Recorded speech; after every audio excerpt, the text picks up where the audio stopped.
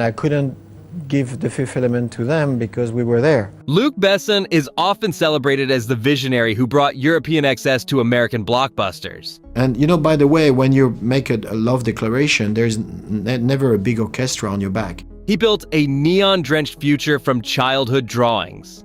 He convinced studios to fund a $90 million science fiction opera that broke every rule of the genre. Good in a film is you take the real, you take the fake, you mix it, and everything looks real.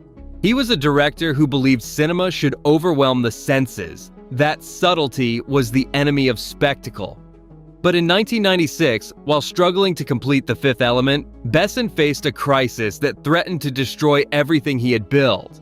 His most important role remained uncast. The character who was supposed to electrify the third act existed only on paper, waiting for a performer who didn't seem to exist. The Fifth Element.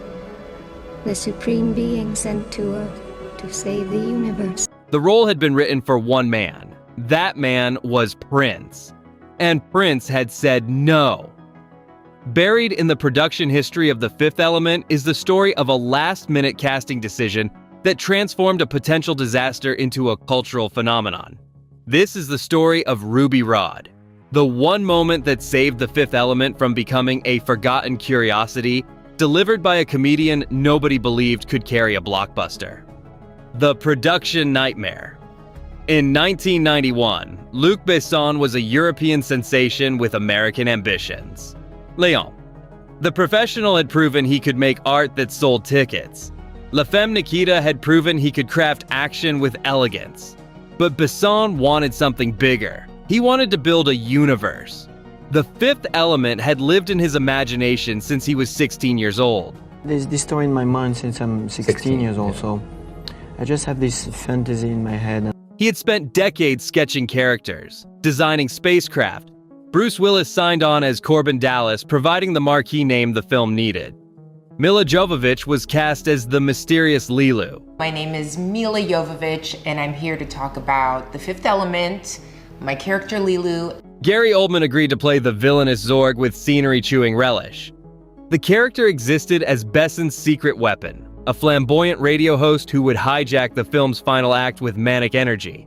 Ruby was supposed to be the element that made The Fifth Element unforgettable, and Besson had written him for only one person. The scene reveal. Ruby Rhod was never supposed to be a comedian's role. From the earliest drafts, Besson had conceived the character as a fusion of sexuality, danger, and musical genius. It's like the classical music. Ruby wasn't just a radio personality. He was a cultural force, a creature of pure fame who existed in a permanent state of performance. Every gesture was choreographed. Every word was a lyric. Every moment in his presence was supposed to feel like standing too close to a star going supernova. Besson wrote the role for Prince. The connection made perfect sense. Prince was the only performer on Earth who embodied what Ruby Rhod required. The androgynous sexuality, the impossible confidence. Besson flew to Minneapolis to pitch the role personally, convinced that Prince would recognize a kindred creative spirit. He considered the offer carefully. Then he declined. The reasons were never made fully public. Some accounts suggest Prince was uncomfortable with the role's more comedic elements. Others claim he was focused on his music and unwilling to commit months to a film production. Whatever the explanation, the result was catastrophic for Besson. Ruby Rhod without the right performer was a disaster waiting to happen. The character was written at an 11. Played wrong, he would become annoying instead of electric, exhausting instead of exhilarating. The entire third act of the film depended on an audience falling in love with a character who could easily become unwatchable. Besson auditioned dozens of performers, musicians, actors, comedians, models. No one captured what he needed. Sets were built for scenes that had no star. Costumes were designed for a body that hadn't been cast. Weeks turned to months. The start date approached. Studio executives began asking uncomfortable questions about the mysterious character who appeared in so many scenes but had no face attached to the role. And then someone suggested Chris Tucker. Tucker was 24 years old. He had appeared in Friday, a stoner comedy that had become a cult hit. He was known for his high-pitched voice, his frenetic energy, and his willingness to commit completely to absurdity. He was not a musician. He was not androgynous. He was not Prince, but he was available, and he was fearless. Why it worked. Chris Tucker's audition changed everything. From the first moment, Tucker understood something about Ruby Rhod that previous candidates had missed. The character wasn't supposed to be cool. He was supposed to be too much. He was supposed to overwhelm every scene, every character, every frame he occupied. Ruby Rhod was sensory overload personified, and Tucker had spent his entire career mastering the art of being too much. Where Prince would have brought dangerous sexuality, Tucker brought dangerous absurdity. His Ruby Rhod wasn't seductive. He was hysterical, in both senses of the word. The high-pitched screams, the impossible costume changes, the way he turned every crisis into content for his broadcast. He added screams that weren't written. He invented catchphrases on the spot. He pushed every scene further than Besson had imagined, and Besson, recognizing that lightning had struck, kept the cameras rolling. The famous bzzz wasn't scripted. Tucker invented it during a take, and Besson loved it so much he demanded more. The crew watched in astonishment.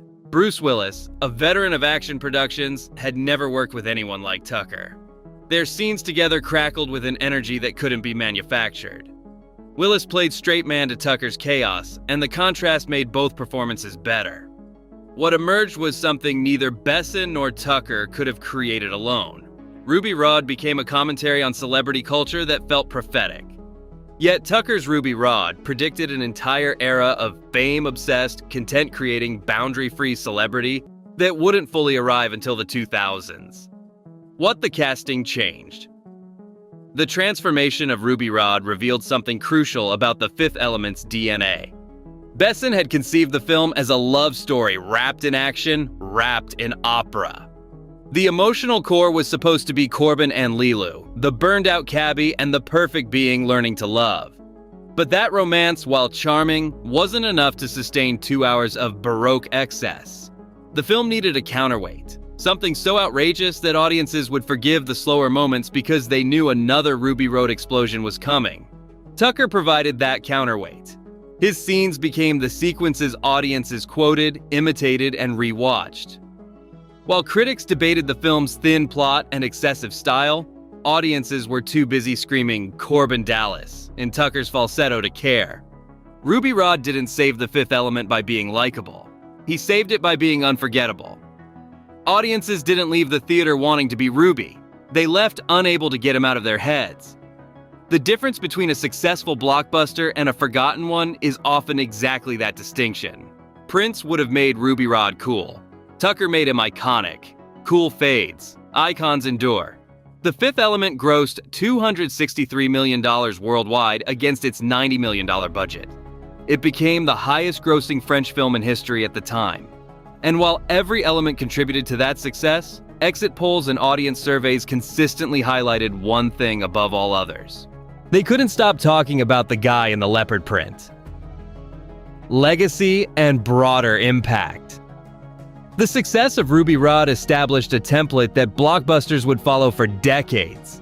Before The Fifth Element, comic relief in action films was typically relegated to sidekicks who existed to be rescued. They cracked jokes between explosions, but never threatened to steal the film. The hero remained the center of gravity, and everyone else orbited appropriately.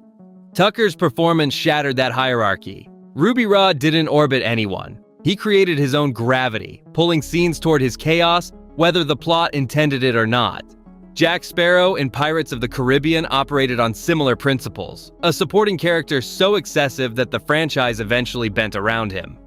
The Hangover built an entire trilogy around Zach Galifianakis, doing what Tucker had pioneered. Every Marvel film now includes at least one character specifically designed to generate quotable moments that dominate social media. The Fifth Element also proved that science fiction didn't need to be serious to be successful. Before 1997, the genre was dominated by dark visions of the future, cautionary tales wrapped in special effects. Besson's candy-colored universe, where the apocalypse was interrupted by a screaming radio host, demonstrated that joy was commercially viable. Guardians of the Galaxy, Thor, Ragnarok, and everything the MCU built toward owes something to the permission the Fifth Element granted. But perhaps the most significant legacy is the validation of creative risk. Besson had every reason to play it safe after Prince declined. He could have cast a conventional actor, played Ruby straight, protected the film from potential disaster. Instead, he gambled on an unknown comedian with no blockbuster experience and let that comedian reinvent his vision. The gamble worked because Besson trusted talent over safety. That trust is rarer in Hollywood than any special effect.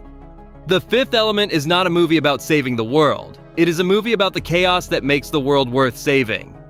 So here's the question that defines The Fifth Element's legacy. Was casting Chris Tucker the moment the film became unforgettable? Or do you wonder what Prince's Ruby Rhod might have been?